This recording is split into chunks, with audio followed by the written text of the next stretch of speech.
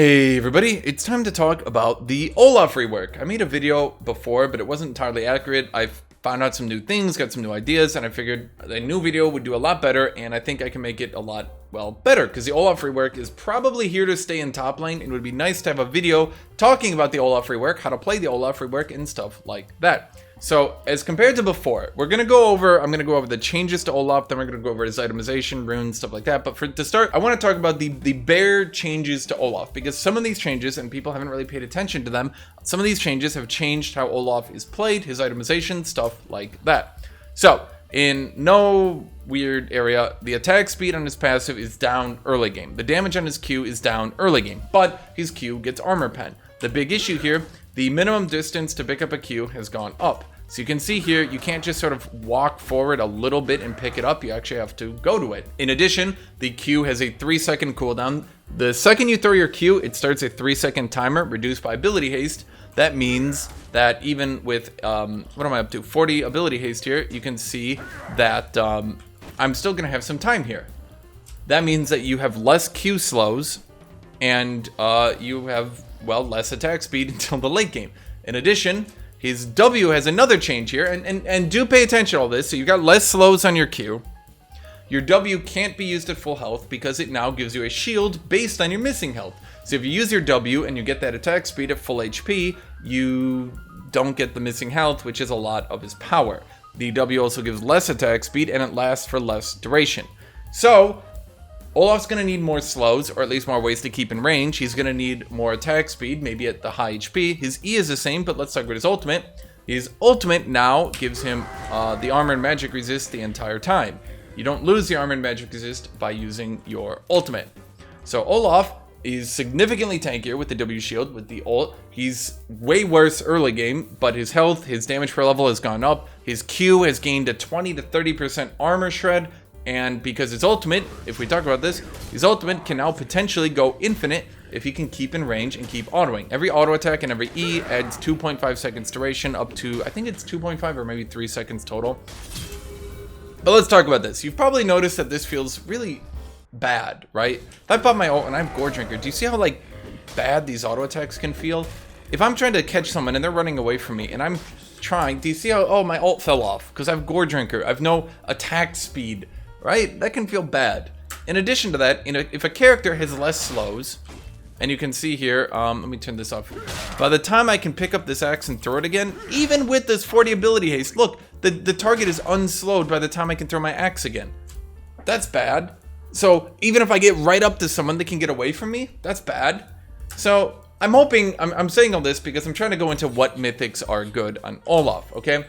We're noticing through all these changes that he has a problem. The problem is he has significantly less ability to stay in range, but if he can stay in range, he gets a large premium from perma-ult. He gets a large premium from his Qs getting armor shred. He gets way more damage. He gets that shield. He's way tankier. So what happens? Well, Gore Drinker, in my opinion, Gore Drinker is still fine for like a... If you get to like 3 or 4 items, Gore Drinker starts doing well, but throughout the entire early to mid game, it is significantly better, in my opinion, to go Stridebreaker or to go Trinity Force. Let's talk about Stridebreaker here for a second. Why Stridebreaker? If you're fighting a ranged champion, it can be difficult to hit these Qs. But do you know what's not difficult? Hitting a Stridebreaker, which, by the way, unlike Gore Drinker, can be used while moving. Stridebreaker hits a bit in front of you. You can see that here. So even if I'm all the way out here, I can Stridebreaker. Now the Stridebreaker, whenever you deal physical damage, you get 20 movement speed for 3 seconds. That includes hitting an axe, so I get more movement speed.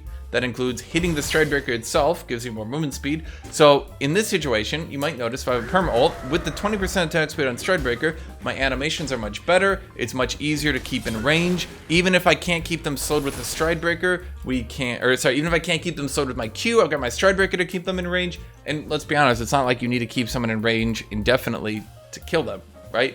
You keep them in range for like 2 or 3 seconds, they're gonna die from full. Particularly because you're immune to CC, and you got a pretty good shield. Olaf, the vast majority of times, if someone gets into a DPS race, Olaf is gonna win that. Like 9 out of 10 times, anyone DPS races Olaf, Olaf wins that. What is his weakness, son? Getting kited. What does Gore Drinker not help? When he gets kited. And you only need to be out of range for 3 seconds for this ult to fall off. That's not great. So, Then Gore Drinker is just dead. Well, I mean, kind of. His W also, by the way, his W doesn't give him any more healing magnification, so he can't Gore Drinker 2 people and like recover half his health anymore. That's dead as well. However, there's another option here, and I've really been a fan of this option, by the way. This one is so good. Armor Shred on his Q. You're probably thinking to yourself, damn, an Armor Shred on his Q by 30%? I wonder if, yeah, that actually does, yes. Just so you are aware, 30% Armor Shred on his Q, in addition to the Trinity Force on hit, makes this big damage. This would be as much Armor Shred, and remember his base damage went way up per level, so into the late game he's got way more base damage to feed into these Trinity procs, okay? Remember, every time you use an ability, which he has a lot of, particularly because in the late game his E is going to be on a significantly lower cooldown, you're going to have more attack speed. Every time you use an ability, you get a big proc. That proc gets his Trinity damage. In a lot of ways, he kind of plays like a Darius. Now here's the other thing to consider. Because your attack speed from your passive went down, because you can't use your W at full HP, you can see these Trinity auto attacks. Look how smoother they are than the earlier Gore Drinker ones. I don't know if you guys can see them, but certainly you're saying if I need to keep in range of someone and I can't keep them permanently slowed, it would be a lot better if I got that little bit of movement speed. Its mythic passive also has a bit of movement speed, not as much as Stridebreaker, but still good. Every time you auto attack, you get movement speed. You get movement speed off the mythic passive. You have to spend less time in your auto attack animations because you have attack speed, and boom, big procs. That's good, right? The final thing that I really like about Trinity is, of course, remember your W is an auto reset now. That helps you get more Trinity procs, and it also helps you kill turrets. So you can split push better, which Olaf will frequently have to do because he's Olaf. You're going to find yourself in a lot of situations where you don't want a 5v5, right? And you can split push better. You crush people 1v1. You massacre people when you reach them. It does a lot of damage. Probably saying to yourself, but Hashinshin, how does Olaf keep his health up then? He's just going to die. He's going to get whittled away over the fight. Well, that's why you go Trinity into Distance, or Stridebreaker into Distance. The Distance healing, remember, your ult gives you a bonus attack damage. This stance goes from 182 to 293, which is pretty solid, obviously. Yeah, that's so the distance and the Trinity. The distance means that you ignore pain. Damage dealt to you is over 3 seconds instead, right? So you get burst less hard. You run in with the Trinity. You murder the fucking shit out of people. You get the distance heals you. The Triumph, by the way, you always go Triumph heals you. You've got the W shield at low HP. You're pretty solid from that regard, okay? So I would say, yes, this is Olaf's build. Right now, I would say Gore Drinker, it's not dead, but very rarely do I ever actually want to go Gore Drinker anymore. The sheer raw damage from Trinity Force, in addition to the little bit of mobility, just makes it better in my opinion. And Stridebreaker against ranged champions that, I need to get in range of. I have to, something like if I'm fighting, I don't know, an Anivia or a Teemo, something like that, right? If I'm fighting a Teemo, well, shit, it might be real fucking hard to hit these Qs on him, right? He's a fucking little squirrely bitch, right? But you know what's not hard to hit? Popping Ghost, running at a motherfucker, and hit him with Stridebreaker. Oh, and then there's Stride Broken. Oh, and then you hit him with the Q. Oh, and then the auto Trinity proc into the E. Oh, they're not looking so hot. And then, he tries to fight back. You're at half HP. Oh, you W reset, which procs, big damage. So after that, this is where this goes into this Berserker, I'm going to call it Berserker's Suicidal Olaf playstyle. After that, you're going to want to go with the typical Sterix Gauge. Now, Sterix Gauge isn't a great item. It's not wonderful, okay? But Olaf does have high base damage. He does really like having health, because remember, his W scales on health, the shield scales on health. He gets armor and magic resist from his ultimate, remember that. So health is more valuable to him than other champions, because he has high armor, high magic resist, and he scales on health. So health for him is really good. So you got the Stridebreaker Trinity into the Death Dance into the Sterix Gauge. That's a pretty solid build right there. Then after that, it can be a bit, what do you want to do?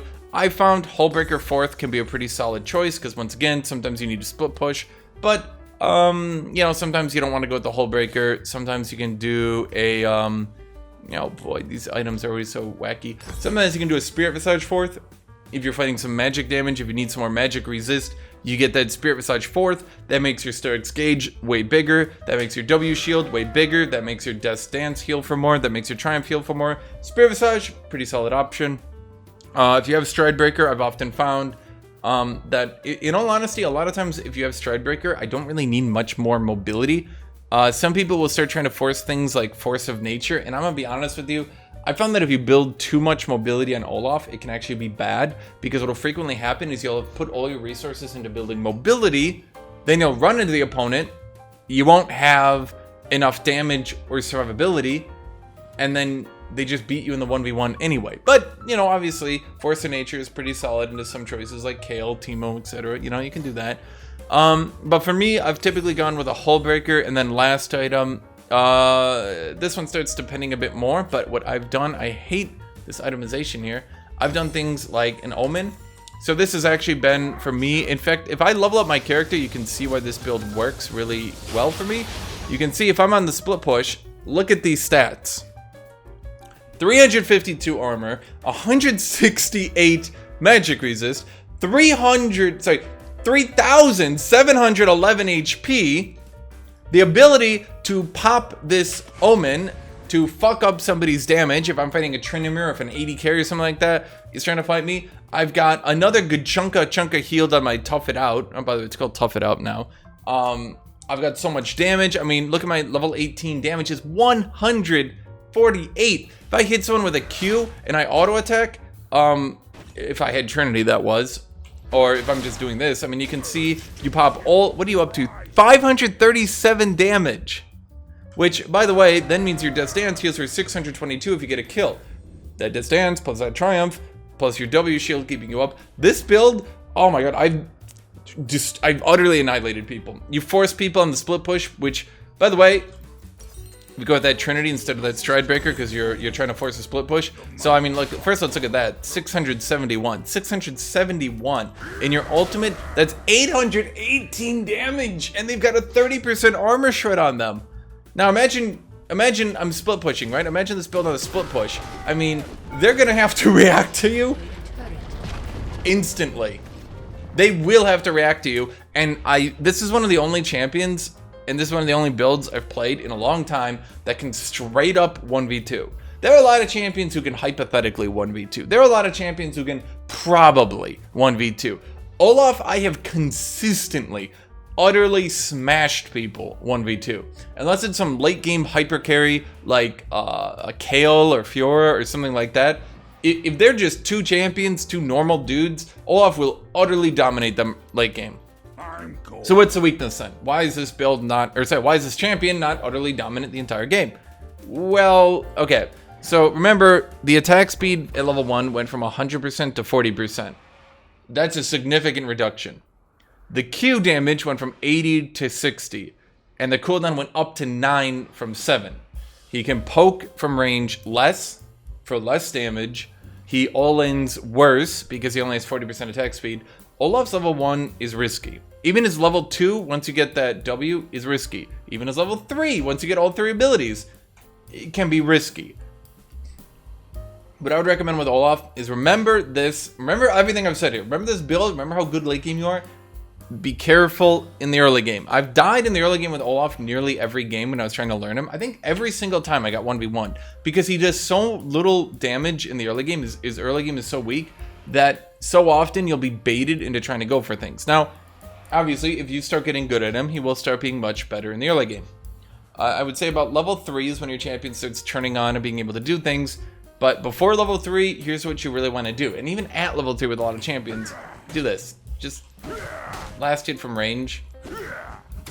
Because if you try to go in melee, Set will annihilate you. Jace will annihilate you. Even I tried to fight an Aatrox. Even Aatrox can annihilate you in the early game. Olaf's been pretty power creeped in the early game to begin with, and then they went ahead and nerfed him even further.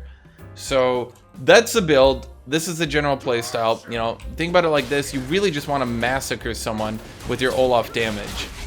Get that Trinity, just massacre people. I love this build. It's just a solid build. Let's talk about runes now. Okay, that was something for a video I was working on. Spoiler, I guess. let's talk about Olaf's runes, because his runes make a very large impact on his game. So this is the default build: Conqueror, Triumph, Legend Alacrity, Last Stand. That's gonna be, you're gonna go that every single game. If you ever try to go Legend Bloodline, you're stupid. I'm not even gonna make a joke. You're just stupid. You need Legend Alacrity. Remember, you can't W at full HP. You've got low attack speed. You need extra attack speed. Your passive gives you less attack speed. You need to do something so that if you actually try to fight early game, you're not sitting there. You don't want to be doing that.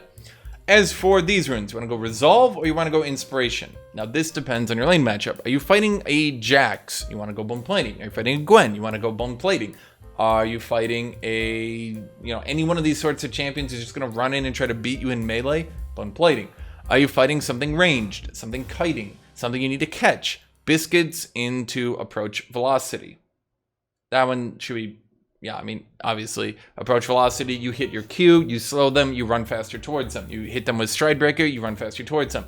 In addition to that, you, in the middle of fights, spend less time walking towards champions because you move faster. Right? Everybody understands that concept? If I slow someone, even if I'm in melee range, I spend less time getting back into range for the next auto attack. So Approach Velocity, in a lot of ways, can actually give you more damage. So both these builds are fine, I think. The Revitalize is pretty solid, makes your W shield much bigger, because if you're at the ideal below 30% health, then the Revitalize is giving you 15% stronger shield. Your auto attacks, I'm gonna be honest, don't think of Olaf as a drain tank anymore. He's a burst champion who can heal, but to be blunt, the lifesteal on his passive is mostly just useful for healing on lane minions to keep you in the lane, okay? So this build is solid. Remember, if you go with this build, the Biscuit Delivery allows you to spam more Qs. Be careful if you go with this build, because, just to be clear, you're always going Doran's Blade. Doran's Blade, every game, unless you're fighting a ranged champion, then you're going Doran's Shield. Yeah. But at any rate, you can't go Flask. Flask is terrible on Olaf. It's absolutely awful. Remember what I said about how bad his early game is? If you're making his early game even worse, literally every champion is going to run up and kill you, and you will not be able to stop it, and it will suck because you're Olaf and you don't have any escapes. So Jax will just be leap striking on top of you over and over, and you're going to be going, oh well, I'm dead. Okay. For these runes, double damage armor. I know I said that the attack speed is really good, but the thing is, remember your Q damage got nerfed so hard early game that unless you go with the double damage, your Qs often will just sort of plink off people in a way. It'll just be like plink, plink. Like you just won't see any damage coming out, and it will suck and you will hate it. So double damage, armor, magic resist, depending on what you need. Last Stand, because you're Olaf. Legend Alacrity, Triumph, Conqueror. Always go Conqueror, never go anything else. Then depending on who you're fighting, you can go with these builds. Remember, I think Approach Velocity is solid and can basically be used in any matchup, and it's always good. But the thing is, a lot of champions like Jax or like Set, if you don't go Bone Plating, your early game is so weak that you run the risk of just sort of dying, casually dying. And I would say that's Olaf. That's Olaf right there. I would say that's a pretty good introduction to Olaf and how to build him and why you, I should say how you want to play him and how you want to do stuff with him. Split push when you need a split push. Go and do that sort of stuff. And I hope my crazy ADHD field rant on Olaf helped you guys to understand him and to play him better, because he is doing quite well right now. He's doing really, really good right now. I'm actually going to leave it on this because I think this should be your default build. Approach Velocity is really good on Olaf. So is Revitalize, but I think by default you should go Approach Velocity, unless, again, I'm gonna really hammer this in. You're fighting a champion who's gonna try to stat check you in melee, Bone Plating, Revitalize. Because if you're trying to be stat checked in melee by a melee champion, you need these stats to stat check them back even harder. Okay, so I hope with this video you all learned a little bit more about Olaf. Thank you all for watching. Thank you all for being here.